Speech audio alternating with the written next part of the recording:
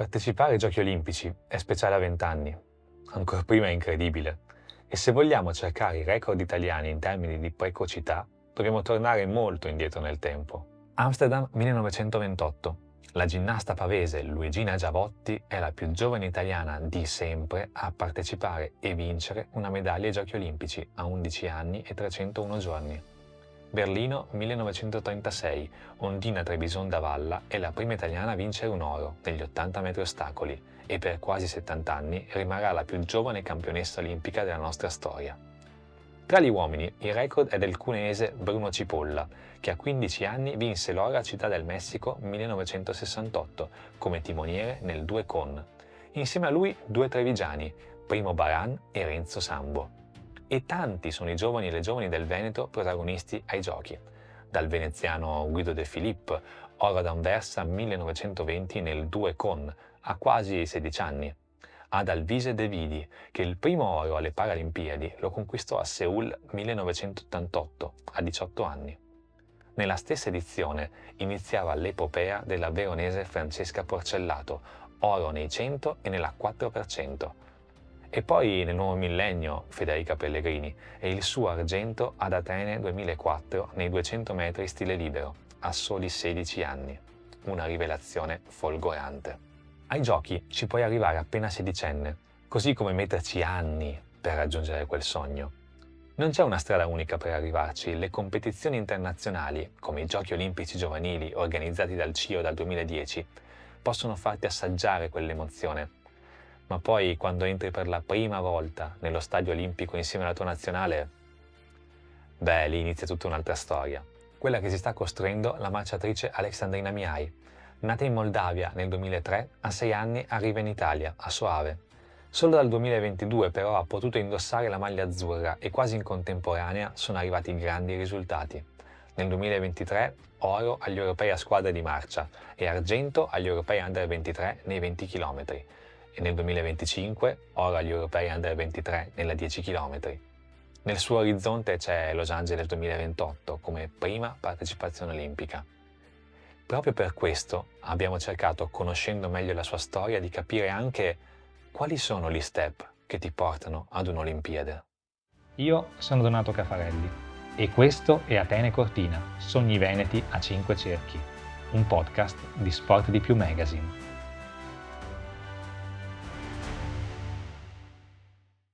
Ciao Alexandrina, grazie di aver accettato il nostro invito e insomma Atene Cortina è il podcast un po' in cui cerchiamo di raccontare il sogno olimpico. Tu lo stai vivendo a pieno perché stai inseguendo questa prima partecipazione olimpica.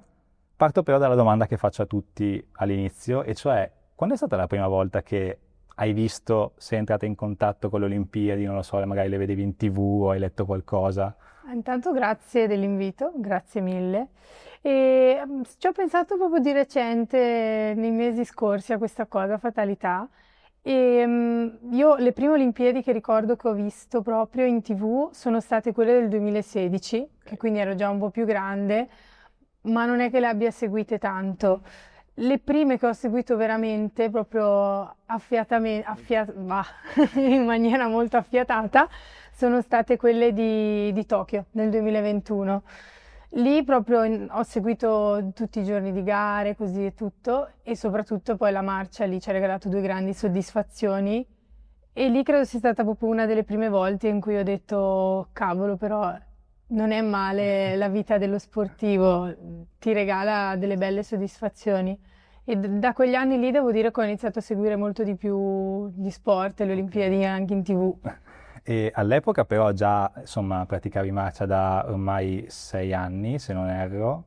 Dal 2016-15, sì, esatto. E ho letto che comunque tu eri partita in realtà da un altro sport, dal nuoto. Esatto. E lo switch da dove arriva? Ma allora, in realtà di sport mia mamma me ne ha fatti provare tantissimi. E il nuoto era quello vicino a casa, solo che io ho fatto solo corsi. Perché i miei genitori non riuscivano a portarmi fino a Verona, dove c'era proprio, c'era il gruppo, ci si allenava così, e quindi ho sempre fatto solo i corsi di nuoto. Sono partita proprio dall'idea di imparare a nuotare. Diciamo che ha iniziato a stufarmi crescendo questa cosa qua di stare lì a fare il corso di nuoto e ho provato a mettermi in gioco, a fare qualcosa di nuovo e come dico sempre, io non sono sportiva per niente, non mi sono mai vista sportiva e infatti ho iniziato a fare atletica, oltre a questa cosa qua che mi mancava un po' di competizione, anche perché in educazione fisica io avevo 7 e mi rovinava la pagella. E questo perché negli sport di squadra non sono per niente brava e alle medie si fanno soprattutto quelli, Pallavolo, esatto. ok. E quindi ho provato per quello, per migliorarmi e ho scoperto l'atletica per caso, ecco. Penso. E hai iniziato subito con la marcia o anche ad esempio con Anna, quando lei ha iniziato atletica, ci sono tanti sport, tante discipline propedeutiche, no? Si fa un po' provare tutto e poi si capisce dove il Sì, ragazzo... diciamo che quasi subito mi sono approcciata alla marcia, però ho fatto anche io, ho provato. Tieni conto che io ho iniziato a settembre Mhm. e a febbraio ho fatto il mio primo allenamento di marcia, Ok. quindi proprio in pochi mesi. Però ho fatto tutta la stagione delle campestri, quindi ho fatto un bel po' di corsa e da lì il mio allenatore storico, Sì. Pierluigi Padoan, ha visto che ero brava, comunque fiato ne avevo, Sì. ecco. Però anche finché marciavo all'inizio i primi anni, Padoan ci ha sempre tenuto a farci fare un po' di tutto. Ok. Quindi io la prima gara che ho fatto in pista è stata un biathlon e mi ricordo che c'era lancio del peso e salto in alto e sono stata scritta sul sito di atletica.me come lanciatrice per un sacco di tempo. Quindi sì, non ho provato tutto, ma devo dire che tante cose le ho provate anch'io. E quindi raccontavi prima che quando guardavi Tokyo hai capito la vita dello sportivo mi piace, è stato in quel periodo lì che hai capito anche che, cavolo, io ho il talento, la marcia mi può regalare tante soddisfazioni o anche prima? Allora, io prima avevo vinto nel 2019 il mio primo titolo italiano e adesso a posteriori, sul momento era la cosa più bella che mi fosse successo, a posteriori devo dire che forse è un po' successo per caso, ma come credo a tanti atleti in realtà, e l'anno dopo è stato tutto complicato per gli sportivi, il 2020, tra Covid e tutto, non solo per gli sportivi in generale, e quindi lì si era un po' spenta perché comunque avevo appena iniziato a gustarmi lo sport. Nel 2021 invece sono riuscita a riprendere e ho iniziato a vincere un po' di gare, o meglio, nel 21 arrivavo sui podi, mi ricordo. Nel 2022 c'è stato lo switch proprio e secondo me è dovuto anche a questa cosa qua di aver iniziato a guardare lo sport con occhi diversi, Ok. non solo come lo faccio perché mi piace, perché fa bene fare sport, è un hobby. Ho iniziato a crederci un po' di più, a volere un po' di più Ok. e piano piano, caso dopo caso, si arriva. E dato che appunto la testa, la motivazione fa tanto, la marcia è uno sport 50-50 testa fisico o c'è una componente che deve essere proprio... Non ti so dire le percentuali, ma sicuramente quello che facciamo noi non è una passeggiata. Comunque ogni sport, ogni disciplina ha le sue difficoltà, però io sfido chiunque a provare la marcia perché è veramente la testa fa tanto, cioè adesso la 50 km non esiste più, Sì. però io non l'ho mai provata e non mi ispira nemmeno sinceramente, però tanti mi dicevano che se partivi male di testa a un certo punto la gara non la finivi più, perché non sono 5 km che ti mancano, magari te ne mancano 30.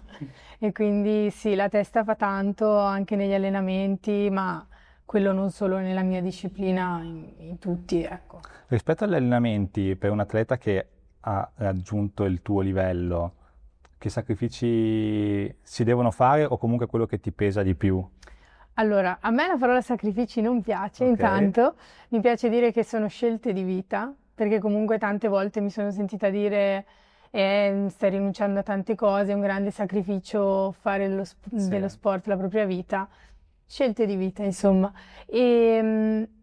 Ma allora, gli allenamenti, io vorrei normalizzare il non avere voglia di allenarsi tra gli atleti professionisti, perché ci sono tante volte che io arrivo la mattina e non ho voglia, come una persona che va in ufficio quella mattina può non avere voglia di farlo, esatto, e solo che io non posso dire oggi non ho voglia di farmi la corsetta, non la faccio. La devo fare e ho imparato a mettere via questa non voglia e fare quello che devo fare. e concludere l'allenamento. Ho imparato anche a non dire al mio allenatore che non ho voglia, perché se glielo dico subito appena arrivo al campo, oltre a dirmi potevi startene benissimo a casa, si agita anche lui, soprattutto se magari quel giorno abbiamo un lavoro specifico in programma. Me la metto via, faccio quello che devo fare e magari alla fine gli dico guarda, oggi non era proprio giornata, però abbiamo concluso. Quindi sì. Cioè, vedo molta affinità anche questo discorso della comunicazione con l'allenatore e anche il discorso delle scelte di vita col fatto che tu stai portando avanti anche un percorso di studi, tra l'altro in psicologia. Sì, Quindi, esatto, cioè... può esserci anche quella componente sicuramente, sì, sì. Ci tengo molto a portarmi a casa una laurea comunque perché non sai mai poi cosa ti riserva il futuro, mi piacerebbe avere più opzioni possibile. Ovviamente adesso quello che voglio e quello che continuo a fare è l'atleta, avendo o non avendo voglia di allenarmi la mattina o no. Però sì, in questo momento lo sport è quello che voglio e devo fare, però poi vorrei avere più opzioni. Certo. Infatti dopo psicologia non escluderei di provare anche magari qualche altra facoltà, vedremo insomma. Bello, insomma. E tornando sulla parte sportiva, insomma, tu vuoi arrivare un po' sulle divise, no? Poi hai quella della Polizia di Stato, ci arriviamo, ma prima di quella c'è la maglia azzurra che però comunque arriva a seguito dell'ottenimento della cittadinanza italiana perché tu nasci in Moldavia. Ecco, quando per la prima volta ti hanno detto da oggi puoi indossare la maglia azzurra, quello per te che cosa ha significato? Ma è stato bellissimo, nonostante diciamo la conferma di cittadinanza mi sia arrivata alla fine della stagione agonistica, in cui ovviamente avevo perso delle occasioni, però è stato bello perché proprio in quel momento lì ho detto vabbè, chi se ne frega, quello che è stato, adesso è come se iniziassi proprio a fare atletica da zero. Infatti io mi ricordo che la stagione del 2023, cioè per me era come gareggiare per la prima volta perché finalmente sapevo che se facevo bene, poi oltre al titolo italiano, così il tempo, potevo indossare finalmente la maglia azzurra e affrontare le competizioni internazionali.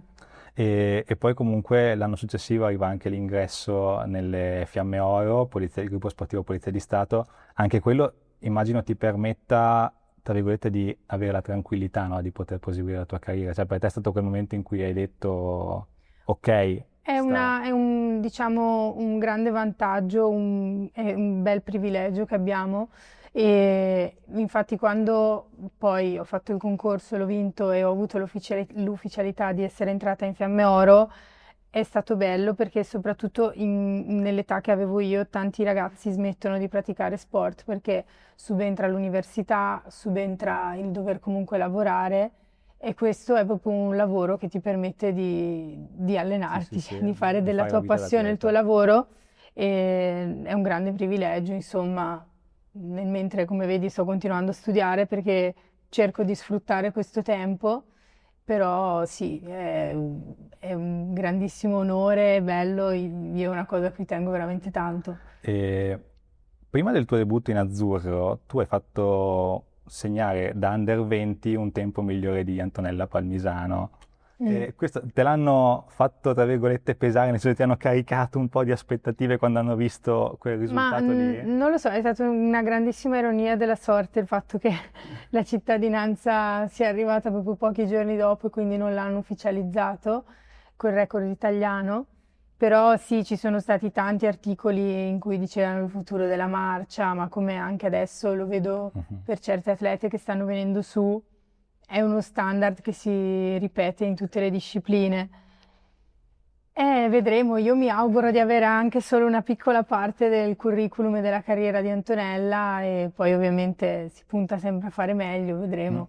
Però poi con lei hai condiviso la tua prima medaglia in Sì, nazionale. sì, Cioè, sì, com'è sì. stato condividere con lei e anche con Valentina Trapletti? Ma allora lì ero proprio veramente, nonostante siano passati solo 3 anni, ero veramente piccola e fare la mia prima nazionale da assoluta, quindi da grande, avendo in squadra, non dico le 3 mamme perché di loro ce n'è solo una che è mamma, però mamme nel senso che io ero veramente la piccolina, la giovane e loro erano coloro che avevano appena fatto le Olimpiadi, era molto bello pensarci era Cosa ti hanno emozionante. insegnato in particolare? Stare anche solo semplicemente vicino a loro? Ma ognuno a modo suo qualcosa te lo insegna, cioè comunque sono storie di perseveranza, costanza, la marcia ci vuole veramente tanta costanza, tanta pazienza e soprattutto Antonella è riuscita a vincere un'Olimpiade, ha un curriculum spettacolare. A Eleonora poi comunque il record italiano è suo sulla 20 km. È una grande atleta anche lei, in più è mamma e io mi dispiace, sono di parte, ma secondo me le atlete che sono anche mamme hanno quel valore aggiunto in più. E anche Valentina, soprattutto negli ultimi anni, come abbiamo visto, nonostante diciamo l'età e tutto, è una che proprio in gara ce la mette tutta e l'ha tirato proprio fuori nel 2024, che è stata, penso, proprio la sua stagione, quella che si porterà nel cuore. E invece le tue stagioni, diciamo, la tua stagione in realtà più esaltante è stata questa che è appena terminata, il 2025. Arrivavi dall'argento di Espoo nel 23, arrivare poi all'oro, anche se la distanza era diversa a Bergen agli Europei Under 23 del 2025, è stata la medaglia della grinta, del riscatto, visto che hai raccontato di aver avuto un 24 difficile, è stato l'oro della consapevolezza, cioè come lo vedi adesso? Allora, già nel 23, quando avevo vinto l'argento, dentro di me dicevo, vabbè, fra 2 anni vado e vinco l'oro. L'obiettivo, diciamo, era quello. E quindi sì, da quando la stagione 2025 è partita, io sapevo che a livello personale, contando anche che ero l'ultimo anno di categoria, il mio obiettivo principale era quello, era vincere gli europei Under 23. E poi sì, dalla prima gara di gennaio 25 fino all'ultima, soprattutto le prime, però ovviamente sono state proprio delle gare di riscatto, delle gare in cui ho preso consapevolezza che nonostante quello che c'era stato, adesso c'ero di nuovo, era tutto passato e sì. E adesso quando guardi avanti, diciamo, parti guardando le medaglie che hai conquistato o hai un altro riferimento per guardare avanti? Ma io me le dimentico subito in realtà, infatti mia mamma mi sgrida sempre, dice che dovrei essere un po' più brava nel vendermi bene. Non le tieni esposte in casa? No. E mi viene sempre da pensare, ok, sei stata brava, ma questa è passata, adesso bisogna guardare avanti. Quindi in generale tendo molto a non aggrapparmi a sono campionessa europea Under 23. Ok. Punto più avanti, adesso non sono più giovanile, devo farmi spazio tra le grandi. Quindi sì, piano piano spero di portarmi a casa delle soddisfazioni anche a livello assoluto individuale. Beh, la prima gara, insomma, al Mondiale di Tokyo, 15° posto, lì come proprio, se mi riesci a fare la cronaca della gara, come te la sei vissuta anche mentalmente? Non è stata facilissima come gara, in generale dalla partenza, perché comunque era fine stagione, quindi ero molto stanca, sia di testa che fisicamente, ma poi una volta che ti metti sulla linea di partenza, questi pensieri li metti via. Però io prima di metà gara avevo preso 2 ammonizioni, 2 proposte di squalifica e quindi quello mi hanno un po' fatta frenare sia di testa che di ritmo, quindi non sono riuscita a esprimermi al 100%. Ho fatto un paio di chilometri veramente di agonia e a una certa ho detto provo a sistemare questa cosa, ad allungare un po' di più il passo così e mi butto, non ho niente da perdere, sono al mio primo mondiale, ci provo e infatti poi da lì sono riuscita a concludere la gara, arrivare anche tra le prime 16 e quindi semifinalista come primo mondiale va bene così, soprattutto inserendolo nella stagione che ho fatto. Vedere da vicino anche fuori dalla squadra italiana campionesse come la Perez o anche la Garcia, come... Cioè, le prendi come modello? Sì, nel loro piccolo sì, poi a me piace prendere come modello atleti non solo della marcia, ma proprio un po' da fuori. Tipo? Io dico sempre che la mia atleta, proprio la mia ispirazione più grande, la mia preferita, ma da quando sono piccola è Nadia Battocletti. Un po' perché la vedevo vicina d'età, comunque è più grande, però... E poi, non lo so, è un'atleta che mi piace tantissimo per come si pone, per la grinta che ha, poi anche lei si è costruita un curriculum da invidiare proprio. Quindi se devo dire un atleta che stimo più di tutte, mi viene a dire lei, proprio come così. Però essere inserita nel contesto, perché poi questi mondiali eravamo tutte le nazioni nello stesso hotel, che non è una cosa che di solito avviene, mi hanno detto. Era particolare perché veramente eravamo tutti lì, ci trovavamo in ascensore, nella hall immensa e quindi A suo modo una piccola Olimpiade. sì, no, era molto figo che fossimo tutti insieme, così era bello. Camminavi sulle scale, non c'erano proprio, in ascensore ti trovavi la bowl di fianco. Insomma. Sì, sì, era interessante, ecco. Ma tra l'altro mi viene in mente un flash, tu hai fatto anche le Universiadi, a livello di ambiente era simile o... Sì, dai, diciamo di sì. Le Universiadi era diverso perché era proprio un villaggio. Ok. Invece lì a Tokyo era proprio un hotel enorme, proprio tutti insieme. un hotel, proprio un colosso, sembrava un centro commerciale, che tra l'altro c'era il centro commerciale nell'hotel, però era proprio grande, sì sì. E appunto adesso, insomma, la prossima tappa, insomma, si sogna, ho sentito anche in alcune tue interviste che l'hai detto, il sogno di tutti gli atleti è l'Olimpiade. Adesso quali sono i prossimi passi di avvicinamento per te? Ci sono gli europei quest'anno? Sì, una stagione alla volta, intanto spero di fare bene, appunto fare bene i campionati italiani sulla mezza maratona Ok. e avere ufficialmente la convocazione per la Coppa del Mondo, insomma si punta a quello come primo obiettivo stagionale e poi da lì un passo alla volta.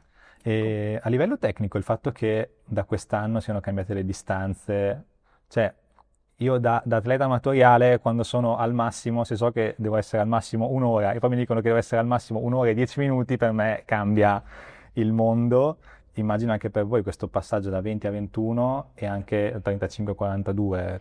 Allora, devo ancora provarlo in gara, ma secondo me quel chilometro in più e qualcosina, non so, non credo cambi troppo a livello di Ok. prestazione sulla mezza maratona. La maratona già da 35 a maratona è diverso, sono 7 chilometri in più. E infatti io ho detto che un po' perché non ho proprio voglia di mettermi lì a preparare una gara così lunga al momento, non ci sarei di testa, volevo concentrarmi sulla mezza maratona. Poi nella vita non sai mai come va niente e quindi ho sempre detto che non avrei mai fatto una 35 e l'ho fatta l'anno scorso, quindi vedremo. Al momento questa stagione io la volevo dedicare solo alla mezza perché è praticamente quasi come fare una 20 km, un Certo. chilometro in più. E insomma, andando verso un po' la fine di questa chiacchierata e ritornando un po' sul sogno, sempre guardando un po' notizie riguardanti, diciamo, le tue imprese sportive, ci sono anche le attività extra campo. Ho visto che sei andato in una scuola a dicembre e ero curioso di capire i più piccoli che cosa ti chiedono e a tua volta che cosa gli hai detto rispetto anche al sogno che possono avere. Ma quella è la seconda volta che andavo in quella scuola e io in quella scuola veramente trovo sempre un sacco di calore, sono proprio carini i ragazzi. Poi li avevo già visti l'anno prima, che erano in prima media, adesso erano in seconda e non me l'aspetto mai, però tirano fuori sempre delle domande veramente interessanti, poi si ricordano particolari cose, così mi hanno anche scritto la loro professoressa gli ha fatto fare dei temi, come se scrivessero una lettera a me, che poi è stata gentile, me li ha mandati e si ricordavano che avevo detto che mia nonna faceva atletica e tutte queste cose qua. Sono molto attenti, devo dire, ovviamente in primis le ragazze, perché io stessa quando ero più piccola, vedi la ragazza che sì è grande, però non ha 40 anni, ne ha 20, Certo. comunque è molto vicina di età. La guardi con ammirazione, io le capisco perfettamente, è bello. E io la cosa che ci tengo sempre a dirgli è che, come ho detto a te all'inizio, io non sono nata come sportiva, sono l'antisportività su tante cose, non vado mai a giocare a pallavolo con i miei amici, padel, quelle cose lì, io sono proprio il palo che sta in campo in queste situazioni. Se poi vuoi andare a farti una corsa di 10 km, va bene, vengo anch'io, però su queste cose qua no. E quindi sì, quello che gli dico sempre è di provarci più di una volta, ma che tante volte certe cose non sono fatte per noi, di provare dell'altro, anche solo per vedere com'è. perché non si sa mai, scopri che quella cosa che non pensavi fosse tua, invece è tua. Ognuno ha un suo posto nel mondo, ha qualcosa in cui riesce bene più di altri. E bisogna solo scoprirlo, ecco, provarci. E poi è bello perché hai menzionato appunto tua nonna, ci volevo arrivare anche io alla fine perché le dicevano che una donna non può vivere in tutta la vita, invece Esatto. adesso sono cambiati chiaramente i tempi, però se uno ci crede poi... Sì, sì, io questa cosa ci tengo a portarla avanti anche per lei, insomma, ogni volta lo ribadisco e nonostante credo fosse la mia prima hater quando ho scoperto che dovevo fare la mia prima 20 chilometri perché ovviamente spirito materno ha iniziato a preoccuparsi, a dire no, sono tanti chilometri, sei sicura, così e tutto, fai fatica, soffri, così, però poi non c'è mai stata una volta in cui non fosse fiera di me, di quello che facevo e quindi sì, sì. Era sapeva la fatica che bisognava Sì, fare. molto Quindi... probabilmente anche questo, sì, sì. E venendo un po' appunto, siamo nel pieno di Milano Cortina, il tuo rapporto con gli sport invernali qual è rispetto... Allora, ti stupirò perché il mio allenatore eh, fa il preparatore atletico per i pattinatori sul per ghiaccio. Matteo Rizzo. Esatto, sì, e quindi diciamo che alcuni i pattinatori, alcuni li ho conosciuti perché si allenano con lui, gli segue la palestra così, la preparazione e quindi questo è il primo anno in cui seguo un po' di più gli sport invernali. Di solito mi ricordo nel 2022 onestamente Sì. non li ho proprio seguiti, ma in generale anche quando hanno le gare così. Invece quest'anno ho scoperto che mi piace molto, in generale mi ha sempre affascinato il pattinaggio sul ghiaccio. Quest'anno l'ho seguito molto. Poi, come ti dicevo prima, per me atleta mamma è proprio hai quel punto in più e quindi la Lollobrigida... Ti stanno motivando, ti stanno facendo venire ancora più voglia di essere poi a tua volta... Ma quando sarà ora, al momento no, però... No, mamma, nel senso di essere Quello alle sì, Olimpiadi. Anche. però è veramente bello vedere le atlete perché poi spesso e volentieri anche al giorno d'oggi la società, anche se è cambiata, se sei una mamma si aspettano che tu Faccia quello e dedichi basta. la tua vita ai figli. Io poi non escludo che loro lo facciano, assolutamente no, ma vedere che dedicano anche del tempo a loro e portano avanti il loro lavoro, le loro passioni, e poi due A quel ori livello, olimpici, a quel insomma, livello. tanto rispetto, veramente, sì, sì. Quindi diciamo che in un'altra dimensione saresti potuta essere una pattinatrice Non di credo, figura? non No? credo perché la mamma mi ha sempre spronata a fare la ballerina, ma non era il mio. Ok. E quindi ci vuole quello di Quindi base, un minimo. Massimiliano sa già che non può, No, no, non può spingerti a fare penso le cicli. che si senta male solo all'idea, no, no. E in conclusione, appunto, tu personalmente stai raccogliendo molto, ci hai raccontato da quello che stanno facendo gli atleti a Milano Cortina, hai raccolto molto da quando hai iniziato a vedere le Olimpiadi a Tokyo. Sì, a me guardare le gare in TV e non essere lì, anche se ripeto non è una cosa mia, mi dà sempre una certa Piacere. grinta, sì, sì. E cosa speri che... C'è qualcosa che ti auguri appunto tantissimi ragazzi, anche più giovani di te, stanno come te guardando i giochi adesso, cosa speri che gli rimanga dentro una volta che finisce tutto?